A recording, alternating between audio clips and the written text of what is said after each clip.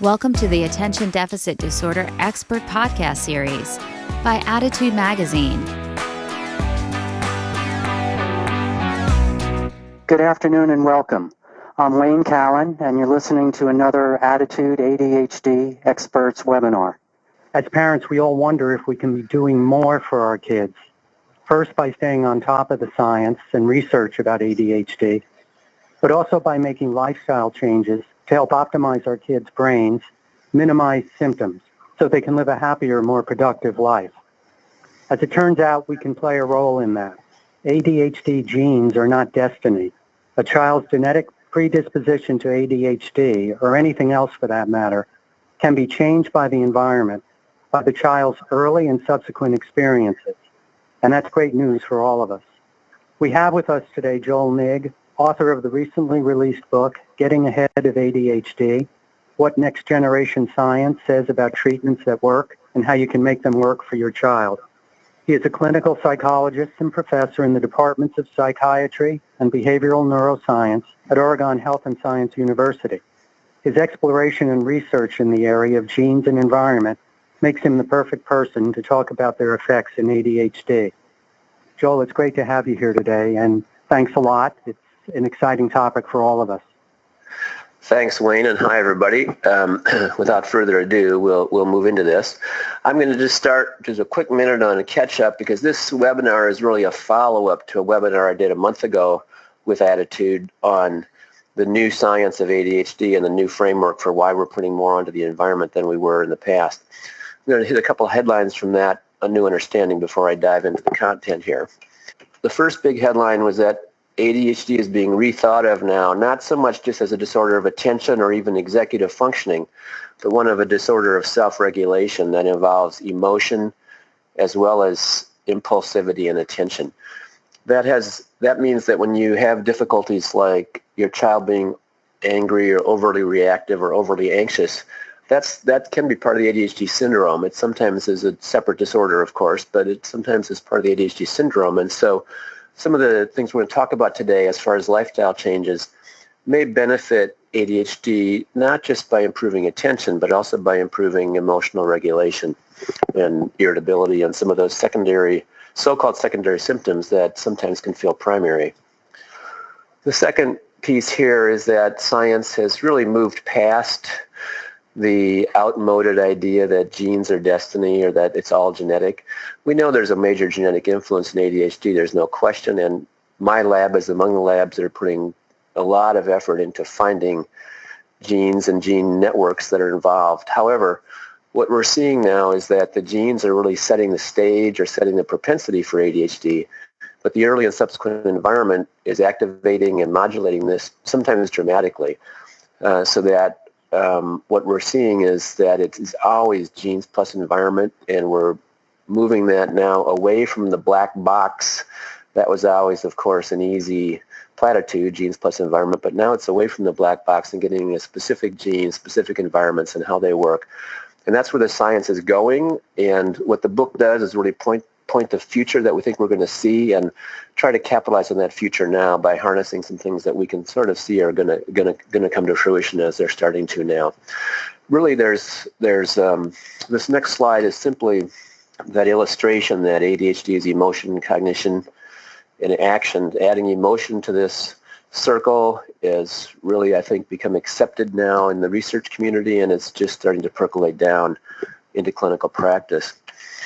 This next slide is really an illustration just that epigenetic changes are really changes to the biology of the DNA, that they don't change the DNA sequence, but so we're not doing gene editing here. They change how the gene is expressed. The analogy I use is turning the radio dial up on your radio. You haven't changed the station, but the volume is different on that station, and you can change the volume of different genes, and that has an effect on behavior and mood. And as the slide shows, there's any number of experiential factors that will affect this in various degrees.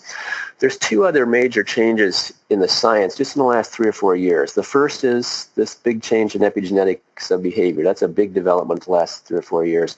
The second big change the last 3 or 4 years is better brain imaging. So we have much more detailed brain understanding. And the third is a real arrival of the science of statistical meta-analysis. So we now can pool all the data from hundreds of studies and thousands of participants to get much more precise estimates of what works and what doesn't work for ADHD. So that's what we harness in the book, and I'll touch on some of that in the talk.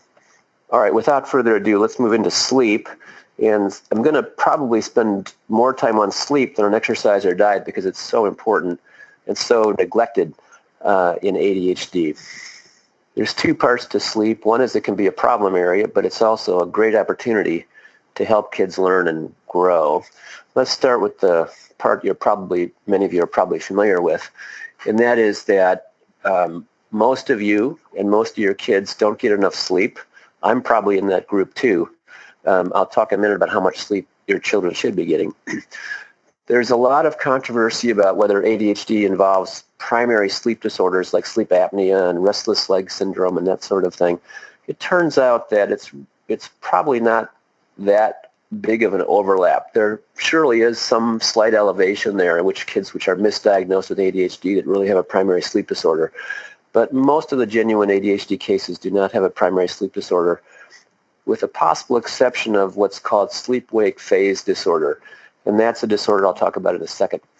On the other hand, secondary sleep problems, behaviorally related sleep problems, child is not ready to go to bed, doesn't want to go to bed, fights bedtime, there's a number of those kind of behavior problems that are extremely common. Probably majority of kids with ADHD have difficulties in these secondary behavioral disruptions of sleep that in turn interferes with their attention and their executive functioning and so on. So it's a kind of negative cycle there, but it's driven by the behavior, not by an endogenous or biological sleep disorder. Start with how much sleep kids should be getting. Some of you may have seen this before. I've talked to many parents and even physicians who are not aware of these numbers. But if you look at this and think about your daily schedule, you want your school-age child to get 10 hours of sleep. If you're going to do a 30 to 45-minute bedtime routine, which I'm going to recommend, that means 11 hours out of your child's day is devoted to bedtime and sleep. So if you're going to go to school at 8 o'clock and get up at 7, you can do the math on this. It's a pretty short evening, and this is difficult for all of us with homework and activities in the evening and so on, but nonetheless, this is the target. Another big challenge for teens, and we'll talk about, is that they naturally want to sleep late in the morning, and our modern school schedules don't work well with that. So we have a few systemic challenges for all of us as well. So I'm going to circle back to the sleep problems and the sleep-wake phase disorder in a minute, but I want to move quickly to the benefits of sleep and the reasons why sleep can be such a powerful tool for ADHD if we can get the sleep going well. The first big myth about sleep is that it's not very important. That's part of why a lot of us probably don't sleep enough. We think it's not a productive period of time. But the reality is just the opposite. Sleep, in fact, is when we learn. It's when we remember. It's when kids do the best learning is when they're sleeping. They consolidate what they got exposed to that day in school or at home and organize it in their brain while they sleep. We all do that, but it's especially striking in children because there's so much learning that they're doing. Here's a quick crash course on how learning works, and this includes learning and memory for children and adults, really. But the first is that when we're awake, we encode, and you can see the little cartoon down below there of the neurons kind of recording this information. During sleep, the brain literally replays those neural activations, and we can see that now with modern brain imaging, and consolidates that learning so that the next day that information is retrieved more efficiently, as shown in the final panel here.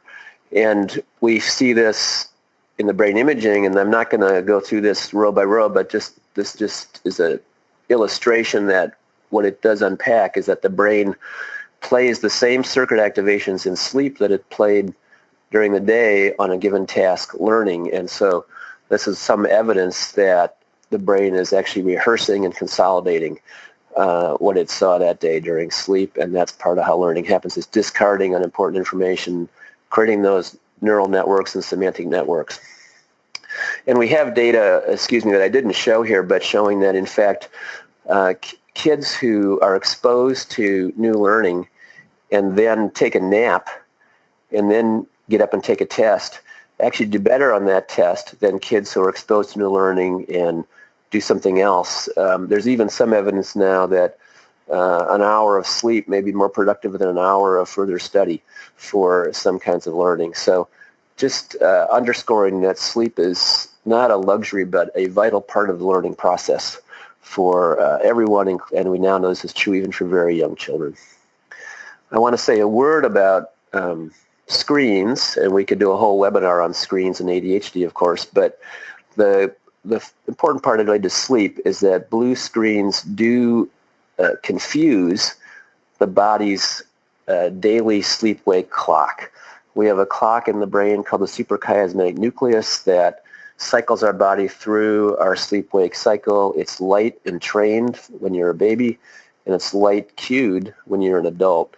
And so this is involved in our hormone cycles, melatonin, cortisol. All the hormones respond to the cycling from this circadian clock that depends on light. Blue screens confuse it. Bright light confuses it. And it's difficult to go to sleep if you've been looking at your cell phone or your computer all evening because your body doesn't make the right hormones for sleep because the clock has been confused and blinded, if you will, by that light. So the science of this now has become quite clear, and so the action item here is to get those screens away from the face an hour before sleep time. And in a pinch, there is some research on orange screen light, and of course many of you probably have found the apps that'll turn your phone to orange light in the evening and so on. But the best of all is to have your child away from the screen for that last hour before sleep. All right, so here's the action steps for sleep that I go over in detail in the sleep chapter in the book and set a lot of context for it. First of all, the behavioral part of sleep is probably going to be the biggest challenge for most of us with kids with ADHD. And there's a number of good tips on this at the sleep websites that are in the book and on my website. The National Sleep Foundation is the primary one. But a couple of keys here, we put more keys in the book, and the 45-minute routine is important. If all else fails, you can develop a behavior program with a behavioral therapist. There are well-established, effective programs for doing this. They take some time, but they do work.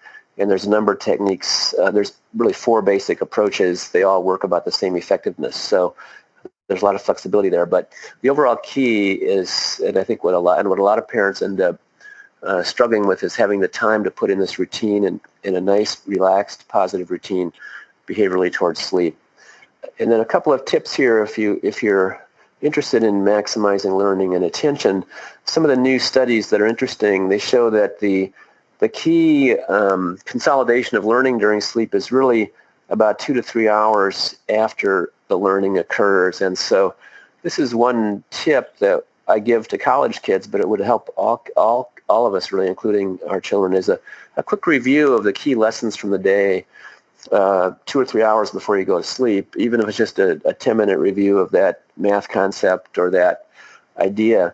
That enhances learning a little bit. This is certainly a big plug for preschoolers who are still napping, to let them do that. They're probably benefiting from that. And then an interesting twist, this has still got to be verified, but a couple of studies are suggesting that a cue during sleep that doesn't wake you up about the learning actually enhances learning.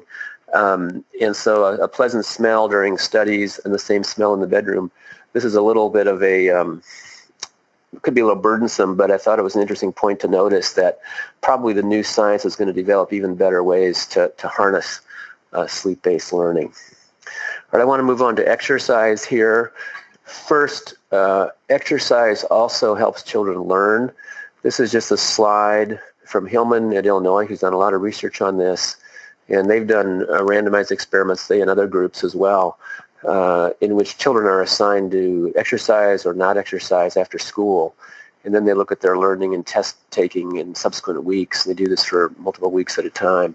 This brain image simply shows that an average of 20 children taking a test those that have exercised and those that haven't. And the red is the area of the most brain activation. And what the slide is showing us is that the children that exercised have a lot more brain activation and brain activity during the test taking, implying that their brain would be more efficient and more engaged and more alert and basically more attentive. And in fact, that's what bears out in the testing that these kids did. Their math and their reading was better and more accurate for those that exercised versus those that didn't. And that was randomly assigned. So the only explanation is the exercise. This is another important finding that from a variety of groups, that on executive functioning tests, this is just a flanker task, but you can see the dramatic difference in the left and right of the screen. The children that have had the exercise fitness program are much more alert and attentive during this difficult executive functioning or attention task, and in fact their performance, I do not show the performance data, but the performance was better as well. So there's clear evidence now that across the board that exercise really develops children's learning and executive functioning, both in the brain and in their performance. This is just another slide showing that exercise actually grows the brain physically. We get richer and denser brain volumes. And here's a cartoon of this just showing how neural connections grow. This particular author likes to use the analogy of connection between cities, but these really would be brain regions. So you might have prefrontal cortex on the right and hippocampus on the left, and these brain networks have a certain efficiency and density to them. And then fitness programs grow the density of these neural networks with the result that the brain is more efficient. And this is what explains the better executive functioning and better learning in kids that are fit and that are on a regular fitness program or that exercise regularly. And this has been shown now not only in correlational studies, but in experimental studies where random assignment exercise programs are not. And just as a slight editorial here, this is a strong argument for maintaining recess in schools. Schools that are cutting recess are probably, kids actually do better learning after recess than they do after more study hall. So, but this is one of the reasons is that exercise is so powerful in growing the brain, especially during development, and in particular in the areas of the brain that are exactly those areas that are important for ADHD in terms of learning and executive functioning. All right, so here's what we know now, just again from meta-analytic studies and experimental studies just in the last 2 or 3 years, and we can sort of anticipate where this is going to go for the field going forward. First of all, we know that acute exercise, that means exercise right before school, right before class, improves attention and learning that same day. Even 20 minutes of exercise causes kids to pay attention better in school and learn better. So it's a powerful tool in the short run. We also know that sustained exercise, weeks of good fitness activity, it can reverse the epigenetic changes that emerge from stress and trauma. So we could do a whole webinar on the role of stress and trauma in ADHD. It's another important overlooked area that we put considerable effort into in the book. But one reason that stress disturbs development is it changes gene expression permanently by making epigenetic marks on the genome. Exercise can reverse those marks and literally erase the biological effect of the traumatic or stressful experience. This has been demonstrated in animals, and there's no reason to think it wouldn't work in humans as well.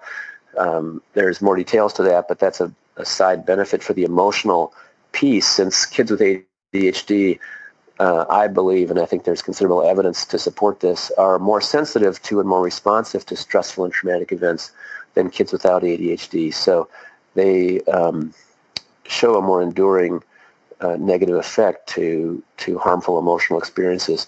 Exercise helps buffer that. Thirdly, we know that sustained fitness improves brain growth, brain connections, brain efficiency, even after a few weeks of consistent exercise on the order of a half an hour to an hour a day. An hour a day is recommended. We'll see better brain growth, better oxygenation of the brain, better neural connections, richer dendritic connections, and so on. There's a variety of brain changes. And crucially, these effects are most clear in the brain areas relevant to ADHD, executive functioning, attention, and learning.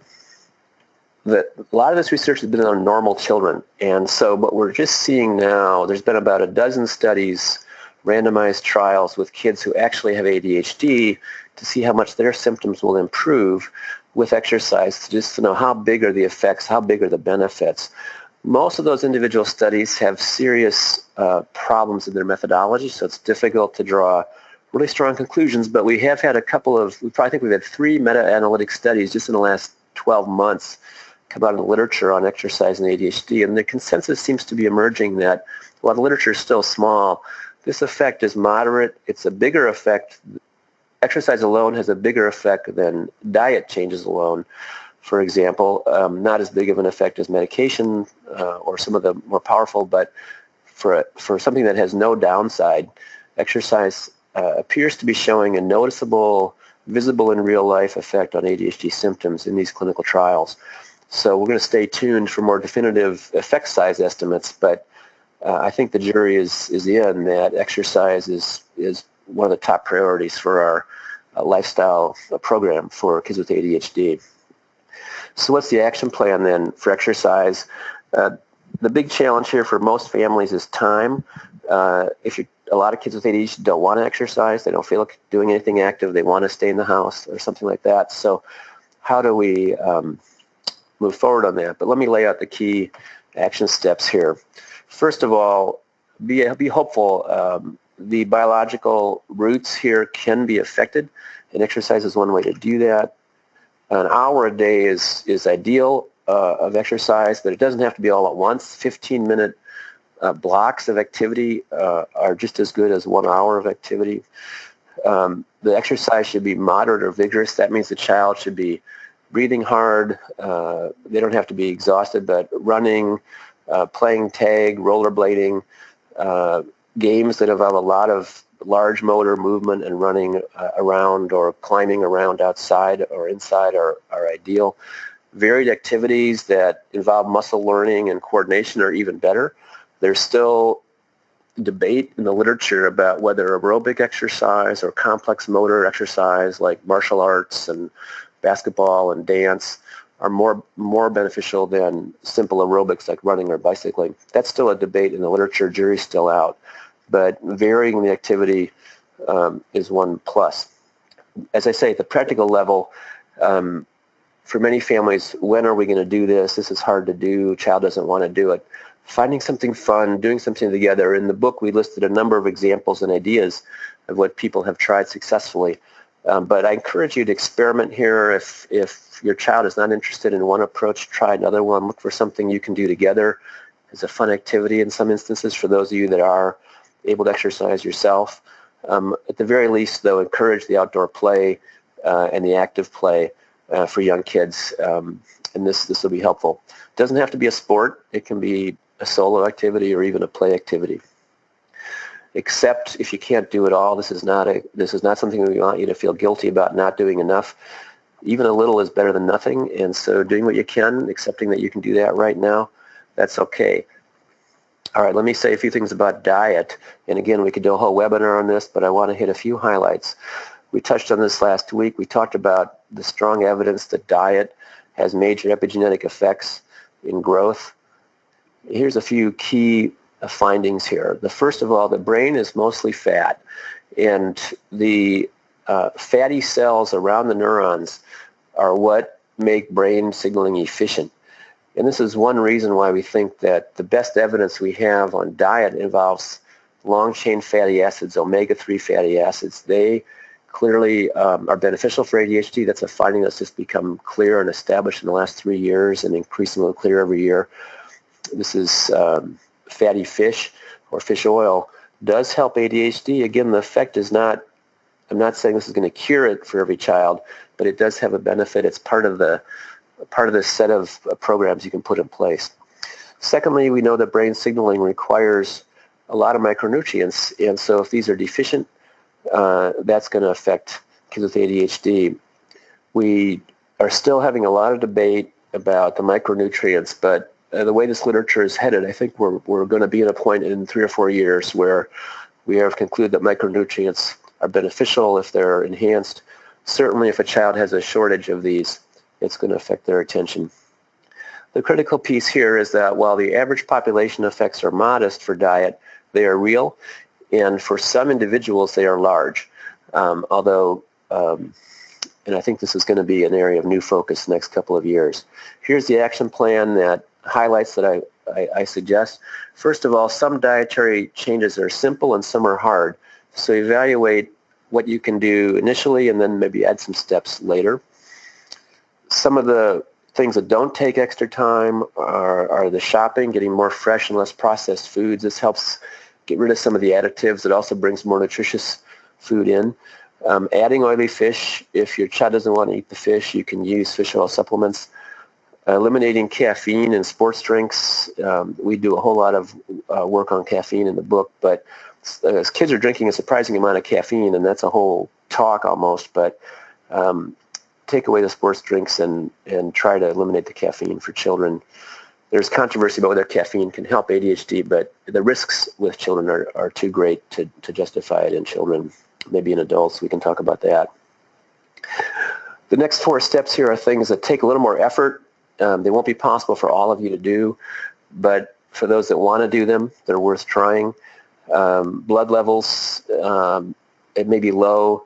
Here's a vitamin D, iron, omega-3s are the most common. There's allergenic foods, eggs, nuts that we talk about. Some kids seem to be reactive to these with ADHD, and that if they are eliminated, that can help, and it does help in some cases. The sugar, I'm not so convinced in the literature that sugar is making the child hyperactive right now, but sugar has so many negative health effects that on the child's brain growth long-term. I think the long-term effects of sugar intake are probably more important than the acute effects. And so getting rid of boxed and canned foods will eliminate most of the additive sugar. Again, not everybody can do this, but a little bit is better than nothing if you can do some of it. And then the myth, one of the myths is that children will only eat a certain food.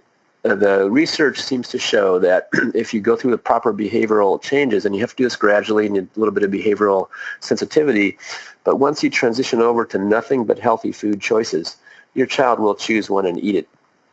Part of the challenge we have is we're giving children both healthy and unhealthy food choices, and they are choosing the unhealthy option.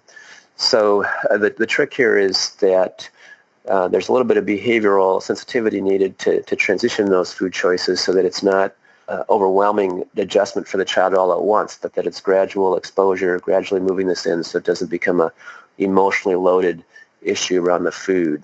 We want it to be low key. So we could talk a little bit about the behavioral elements of this, but with the right behavioral guidance and sensitivity, we can usually move children away from their attachment to unhealthy foods toward only having healthy food choices and choosing one or more of those healthy foods and maintaining their own health that way. There are very ambitious total overhaul diets where you eliminate all food additives, eliminate all allergenic foods, go with a few foods diet. These more ambitious and costly efforts can be beneficial. However, they can be risky as well. If you eliminate too many foods, you can eliminate critical nutrients. And so if you're going to do a few foods diet or an oligogenic diet, I strongly recommend a dietitian be involved to make sure you maintain appropriate nutrient levels. All right, let me wrap this up with some synergy here. Sleep, food, and exercise obviously have interactions with each other. Children who exercise are hungrier. Children who eat well feel better during exercise and can exercise better. Sleep makes exercise more fulfilling, and exercise makes you want to sleep better. So there are positive synergies here that we're shooting for. Each of these things will modify gene expression, modify brain growth, and modify the biology and help the ADHD-prone child to do better. There's a decision tree involved. Doing all of these things is too hard for many parents because there's just too much time involved and too many pieces. So I recommend, and we created a flow chart, a decision tree that you can use to decide what is going to work for you. The first issue has to do with how urgent is your situation. That'll affect what you do first, whether you move directly into medical help before you try lifestyle changes or vice versa. The second is determining what is the main focus, emotion versus attention, and so on. And then what are you capable of doing right now? What do you want to postpone till later? You don't have to do everything at once. And then you sequence and blend your standard treatments and your complementary and lifestyle treatments, building up little by little with the pieces that you can do. The result is that there will be an individualized sequence for each family. Some families will start with self-help, maybe starting with diet or maybe starting with exercise, depending on what is easiest and most reachable for you. And then when that has reached its maximum benefit and is not quite enough, you may go for professional help to balance it out, reevaluate and modify. For others, the situation may be more urgent. You may start with professional help and then amplify it, and then perhaps be able to back off of some of the medical interventions once you've got the self-help and lifestyle pieces in place. I think most families with ADHD, I recommend a blend, an integrated approach that's individualized to your abilities and needs. So in conclusion, it makes sense to balance the best of professional care with the new emerging effective lifestyle, quote-unquote alternative steps. I do not recommend these as replacing regular established treatments, but rather complementing them. And I think what we're going to see is that you will need a lower dose of medication or a less intensive counseling when these lifestyle pieces have been established and are beginning to get traction for your child. It will be different for different families. Certainly in my experience, what each family can do is different. Resources are different. That's okay. That's why we have these different options. The more of them you do, you may get synergy, but one or two of them alone may have benefit and certainly has had benefit in many cases. Often what will happen is you'll try a behavior plan, you'll try to change diet or change sleep, and you run into behavioral struggles with your child. It's quite straightforward for many professional counselors to help you work out the behavior plan to address sleep or diet. So if you set up your lifestyle plan and it's not working, get a pro to consult with you and troubleshoot that plan. And again, we've got more details available. So I want to thank you all for attending. I hope this is helpful, and I think we have the rest of the time available for discussion. Yeah, that was great, Joel. Really, very enlightening. Loads of questions about melatonin and sleep. Some parents have taken it upon themselves to try the melatonin. Others have worked with doctors. Where does it fit into helping a child with ADHD sleep, melatonin? That's a great question. In fact, I had a couple slides of melatonin in one version of this talk, and we have devoted pages to it in this book. A few comments on melatonin. First of all, melatonin is a hormone. It has important interactions with other hormones. So first recommendation is don't use it without talking to your doctor. Especially for infants and very little kids, it can affect the entraining of the circadian system that's supposed to happen by the light cycle. And with teens, where there's so much hormonal involvement in development, the interaction with other hormones is not well understood. So yes, melatonin can be helpful, but please involve your physician in using it so that you are thinking about these potential medical effects. Related to that, there are a number of side effects that melatonin can bring that you have to be aware of. Thirdly, most over-the-counter melatonins are too high of a dose. Often the child will do better with a smaller dose of melatonin than the dose in the bottle. So buy a pill cutter and cut these pills down. A milligram is often plenty. And many of these bottles have 2 or 3 milligrams. For many kids, a half a milligram will be enough. So it doesn't take very much.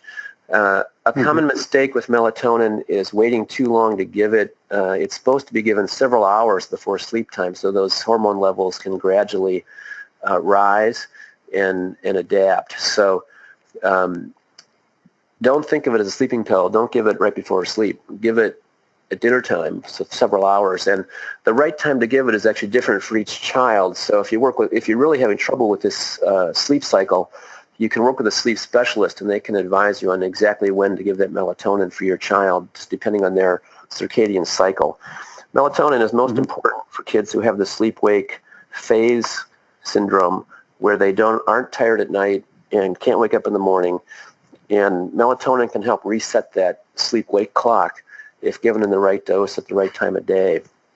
However, because melatonin is a powerful hormone with potential side effects, it's the recommendation that we've made in consultation with sleep experts when I wrote the book was to try behavioral solutions first and use melatonin as a backup. And I realize, again, for many parents, a big behavior plan is beyond the reach because there's just too much pressure on the family and school is starting. And so then they may have to go to melatonin, but do involve your clinician and do pay attention to that dose. Mm-hmm. Very quickly, because I know there are a lot of questions. You mentioned side effects of melatonin. Someone just asked that question as you were saying it. I was wondering if you could just very quickly, what would be some of the side effects? Well, I can pull them up here. Headaches, night sweats. You can wake up in the middle of the night and not go back to sleep. It does not help sustain sleep. It only helps begin sleep. So if the problem is waking up in the middle of the night, melatonin may make the problem worse. The biggest concern is the morning hangover, being drowsy and headachy the next morning, feeling kind of down the next morning, and daytime tiredness. So that's something. Bedwetting is also one. So that's often due to giving it too late in the day or giving too high of a dose. Do you have a general, turning to fish oil, do you have a general dosage that might be good depending on the age of the child? Several people have asked that. 1,000 milligrams is a good target, and an EPA DHA mix is good. There's controversy over which particular omega-3s are most important, so I think the mix is good. It looks like from the literature that 1,000 milligrams is a good target.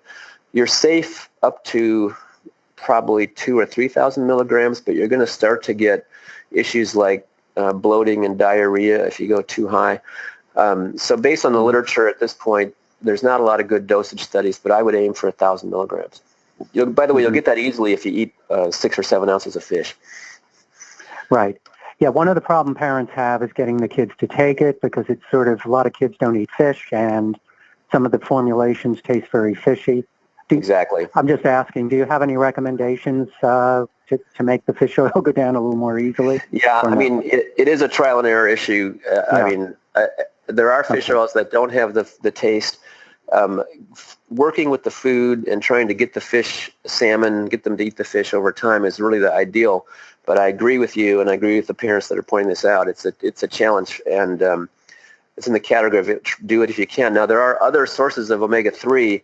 Nuts are a good one, and seeds. They just aren't as, eggs can be a good one. They just aren't as dense as the fish oil. So if the fish isn't working or fish oil isn't working, look to other foods that have omega-3s in them, and you can get quite a bit that way. Mm-hmm. Just to clarify a point, someone asked the fish oil, you said 1,000 milligrams a day, right? You're saying per day? Yes. Yeah, okay. I wanted to know where the science stands about the role of artificial dyes and preservatives, et cetera, in terms of exacerbating ADHD symptoms. I think you addressed this in your book. Yeah, I think that controversy has come down in favor of, yes, there is an effect of food additives on ADHD. The literature has been confused on that by a number of methodological problems, and the biggest being very small and very old studies that we're aggregating. So the modern studies with kids today really haven't been done. So relying a little bit on old studies, but those data do show an effect when they're aggregated. The European Union has now required that these food colorings not be put in food anymore, the synthetic ones. The FDA in the United States has not gone that far, but the bottom line is, yes, I think they do have an effect. The effect is small. Most of the dietary effects in ADHD are probably not from food dyes, but from other additives or the combination of additives. But it looks like the preservatives, the flavorings, and the dyes in some unknown combination. So I think it really is worth it if parents can do it to move away from the processed food. I know it sounds a little bit new agey, but it seems to be true. It won't cure ADHD for most kids, but it will have a benefit. And for a few, it will have a big effect who are very hypersensitive to these food additives. Mm-hmm. One mom asks about, they live in a city, they don't have any green areas near them. Does indoor exercise have the same positive effect as outdoor exercise? Absolutely. The only reason I mentioned the outdoor was it's so much easier to get the large motor activity, but absolutely indoor exercise, basketball, tennis, rock climbing, martial arts, running on a track, anything is all dance. Those are all fantastic. So there's nothing wrong with indoor exercise if outdoor is hard to do. Mm-hmm. You mentioned that 45-minute bedtime routine. Several parents wanted some details about that. Could you very quickly go through that, just some of the high points of what happens during that bedtime routine? Sure, yeah. So part of the idea here is to make bedtime unpressured and unhurried and relaxed and kind of mellow. But that's the time during which the child is going to brush their teeth, change their clothes, put away their things. You're going to hopefully, if you manage to have a song or a bedtime story, some kind of ritual that really makes it kind of pleasant and structured and predictable for them and gradual. And so that they have time to do their little dink around thing, but still kind of keep moving forward. Once they're in bed and you have that final, very positive ending with, I love the idea of a bedtime story or song as a tradition that gets established and is enjoyable and warm and intimate for the child and the parent to really have a nice warm ending of the day. And then that child gets relaxed and starts to get sleepy. They're getting pretty drowsy. And you say goodnight and leave the bedroom. They haven't quite fallen asleep yet. You don't want them to feel like they have to need you in the room in order to fall asleep, but drowsy enough that you can see they're on their way. And then there may be a little bit of a time allowed there for them to struggle with, wait, mom, call you back in the room. And that's what a lot of kids have difficulty with, is they want to call the parent back in the room over and over again and extend it. And so the parent has a struggle with behaviorally managing that. But you can allow a little time for that to be learned, that once they're in the room, that they're time to go to sleep. You're not going to keep coming back in. But it'll take a little time to get to that point if they're used to that. So that it doesn't have to be 45 entire minutes, but you want to allow that amount of time so you're not pressuring the child, rushing them, and it's a relaxed, gentle process that they can unwind into the bed. Mm-hmm.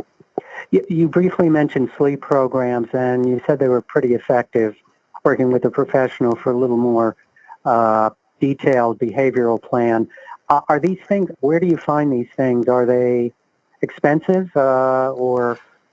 Most of the research seems to suggest no, it shouldn't be super expensive, because it's really a behavioral medicine problem from the point of view of the therapist. And so a behavioral psychologist or behavioral medicine therapist will be able to get you into a program that probably won't take more than a few sessions, a few weeks.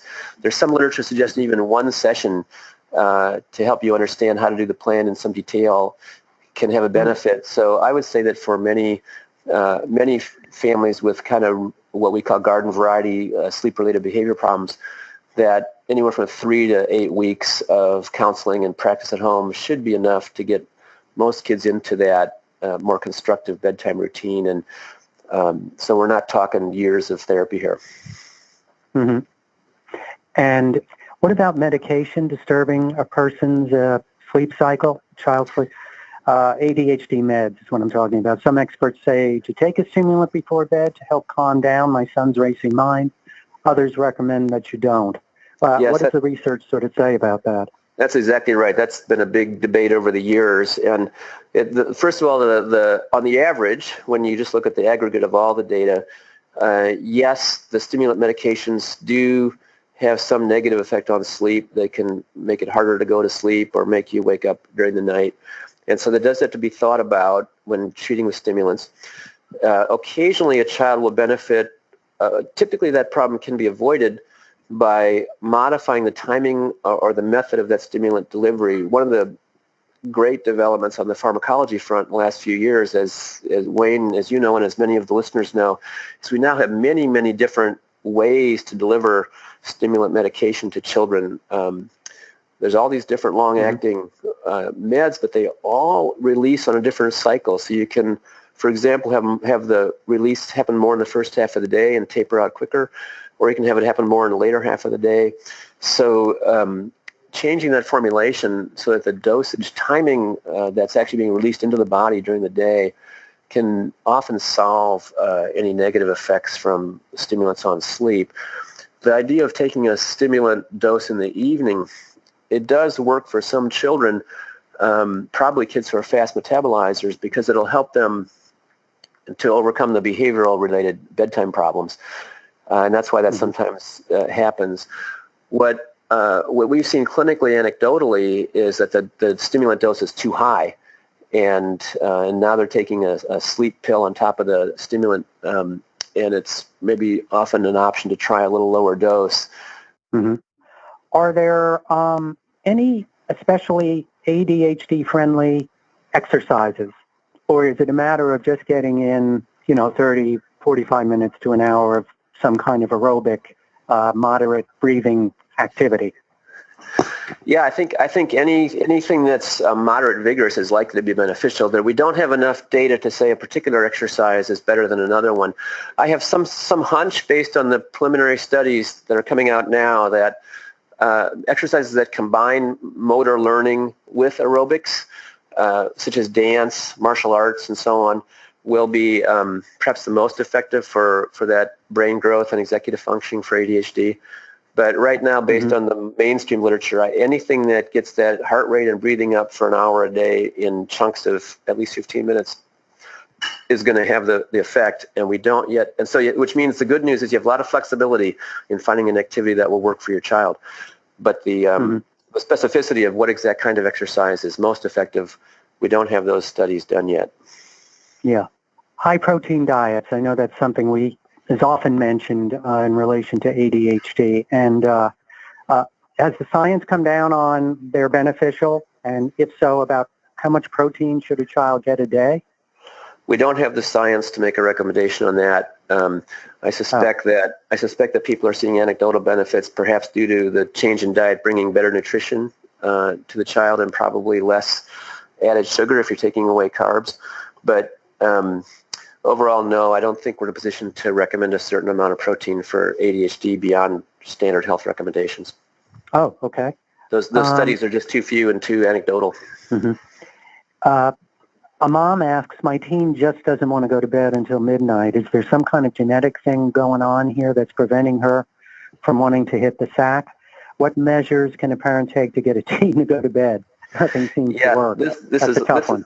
It's a very important issue for two reasons. One is that evolution has built teenagers to want to go to bed late, and our society wants them to get up early in the morning to go to school. So our social structure with schools and parent work schedules really works against evolution in terms of our teenagers. So your teenagers are already at a disadvantage being born in the 21st century instead of in the 10,000 or 20,000 years ago when they could go to bed late. But the second piece is that the possibility of a sleep-wake phase disorder in which a child just is not tired in the evening and is not wakeful in the morning has to be considered. It's difficult to diagnose in teenagers because of what I just said about evolution. But I would, before you get too much deep into this, I would consult a sleep doctor to try to evaluate whether your teen has a sleep-wake phase disorder. And if they do, then a medically supervised melatonin treatment might be appropriate.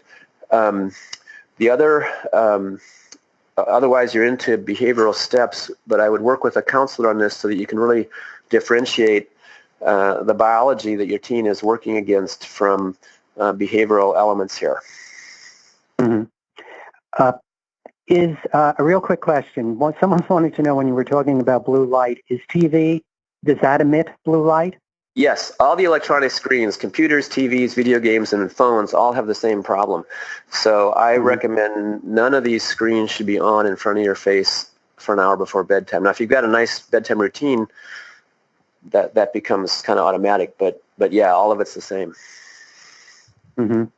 And you talked about those orange light apps. Do you have any names for those? I know you said it's better to just turn off screens completely, but one parent wanted to know. Yeah, there are. I hate to plug a particular app, but I know that all the systems, the iPhone and the Android phones, they all have functions either built in or apps you can get that will do a nighttime light, and I know Windows computers have the same thing where you can download apps. I'm reluctant to plug a particular one right out of the gate because I haven't really done a fair comparison of them, but I think they all do about the same thing. And they, if you just search for a nighttime or nightlight version of your screen, it'll do that. You'll see it dim and change. You can also purchase literally filters to put over a computer screen to filter the light out, the blue light. So I think these things are pretty findable though by a search. Is there an ideal time to exercise? Is it better to do it in the morning? Yeah, ideally the morning is the ideal for kids, because then they're ready for the school day. They're not only have they burned off their energy of wanting to be active, but they're alert and ready to learn. So the morning is ideal, but of course with today's schedules for kids and parents, that's not always possible, but that's what I would shoot for. And I certainly, if you can get that hour or a chunk of it before school, that's optimal.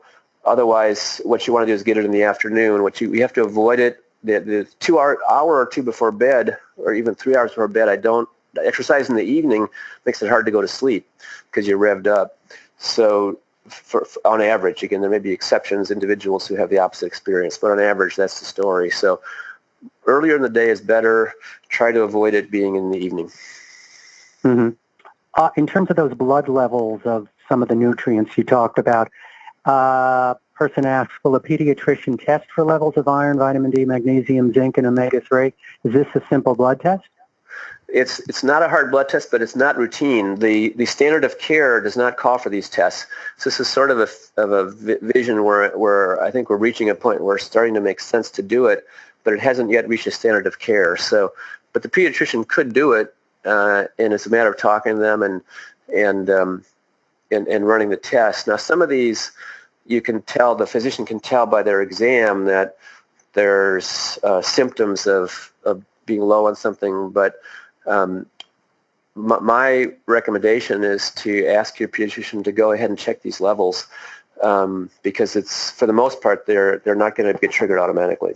And you don't want to oversupplement these minerals because they can be dangerous if you take too much. So it's good to know the level before you start giving high doses of any of these. Yeah, that's a good point. One last question about a lot of, you talk about exercise as being key, but a lot of children, especially with ADHD, are punished. Recess or playground time or leisure time is taken away from them where they would normally run about. I mean, how do you see this as a problem in our school system? Absolutely. It bothers me a lot. I strongly oppose punishing a child by taking away physical play. Recess should be unconditional for all kids, and certainly kids with ADHD. If they need to be punished for misbehavior, there should be a different way to do it. And this blue light question, more question. What about LED lights that you put in your lamps? Is that blue light?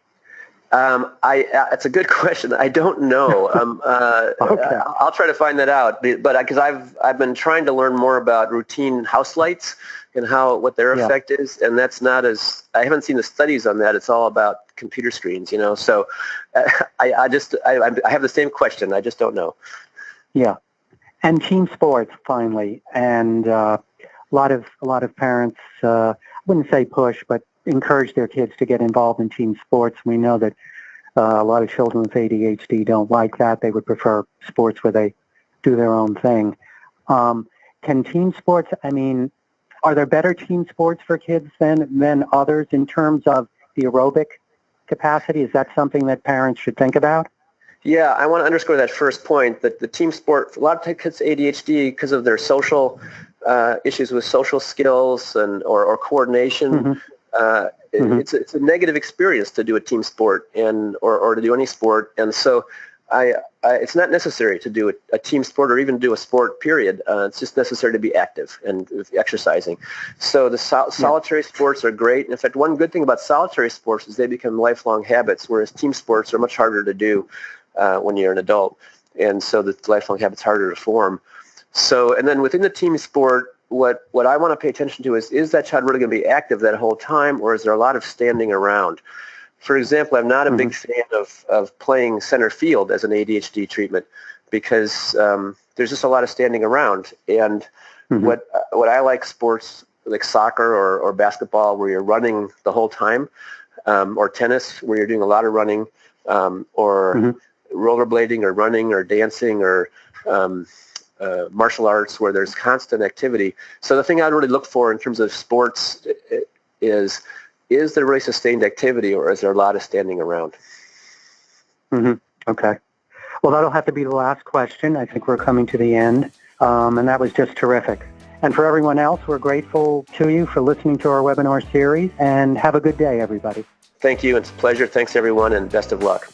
For more Attitude Podcast and information on living well with attention deficit, visit attitudemag.com. That's ADDITUDEMAG.com.